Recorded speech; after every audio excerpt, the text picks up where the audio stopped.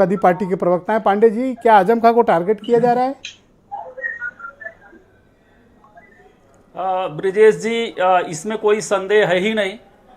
जिस तरह की बात हमारे भाजपा के प्रवक्ता मित्र कह रहे थे, तो हमें बड़ा आश्चर्य है कि वो भारत के लोकतंत्र के बारे में कुछ समझ ही नहीं है उनकी। देखिए, हम लोकतांत्रिक मूल्यों में विश्वास करते हैं, हम प्रतिपक्ष के नेता हैं, कोई अपराधी नहीं है।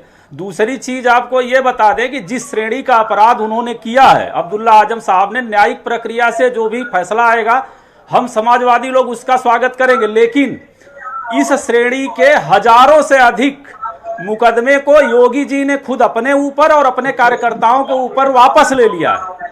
तो भाजपा के कार्यकर्ताओं के इस तरह के मुकदमे वापस लिए जाएं और जो हमारे मुकदमे हैं उनकी पैरवी हो। खैर, दूसरा ये बताएं आपको कि जैसा आपने ही उदाहरण दिया कि सजा याफ्ता लोग मंत्री बने हुए हैं, नंदी साहब पे भी मुकदमा है तो वो भी सजा याफ्ता स्टे है। तो अभी ये लोअर कोर्ट में था और अब्दुल्ला आजम साहब को अभी उच्च न्यायालय, उच्चतम न्यायालय जाना है। मुकदमा, एफआईआर और जेल भारत की राजनीति का प्रतीक है सर।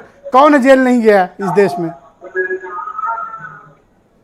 नहीं, वो तो स्वाभाविक है कि समाजवादियों की तो शायद ही कोई उस पीढ़ी का नेता हो आजम खान साहब के जो जेल ना गया हो। आजादी की दूसरी लड़ाई समाजवादियों ने ही लड़ी थी। हाँ, भाजपा वाले न आजादी की पहली लड़ाई लड़े न दूसरी लड़ाई लड़े। इवेंट और मैनेजमेंट के बूते एक मसीहा की एक अकेले आदमी के बल पे चल रहे हैं तो वो अलग है। लेकिन ब्रिजेश जी, मैं ये कह रहा हूं कि इस देश में खतरा एक अब्दुल्ला आजम से मसला नहीं है, ये डेमोक्रेसी पे चोट है। अगर आप ध्यान से देखिए तो वीडेम का जो डेमोक्रेसी इंडेक्स है उसमें आज हम कहां खड़े हैं?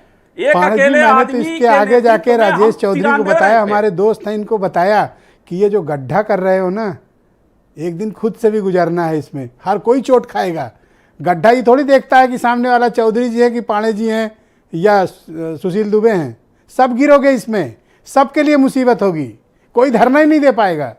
ये नहीं, ये केवल ब्रिजेश जी एक विधायकों के लिए नहीं है, ये लोकतंत्र पे हमला है। सदन के भीतर अगर कुछ बोलेंगे आप तो ये भी खुद अधिसूचना जो जारी हुई है, विधानसभा सचिवालय स्पीकर के अधीन ही आता। इतनी जल्दबाजी में किया गया है, बिना राजनीतिक दबाव के नहीं किया गया। तो अब तैयार हो जाइए स्वार में चुनाव लड़ने के लिए। पांडे जी, क्या आपकी पार्टी तैयार है एक और उपचुनाव के लिए? नहीं, समाजवादी तो 24 घंटा तैयार रहते हैं और जिस तरह से राज्य प्रायोजित मतलब इस तरह का अत्याचार किया जाएगा उसकी प्रतिक्रिया ही होनी है। शुक्रिया आपका, धन्यवाद। मैं सुरेंद्र राजपूत जी को आमंत्रित करता हूं, कांग्रेस के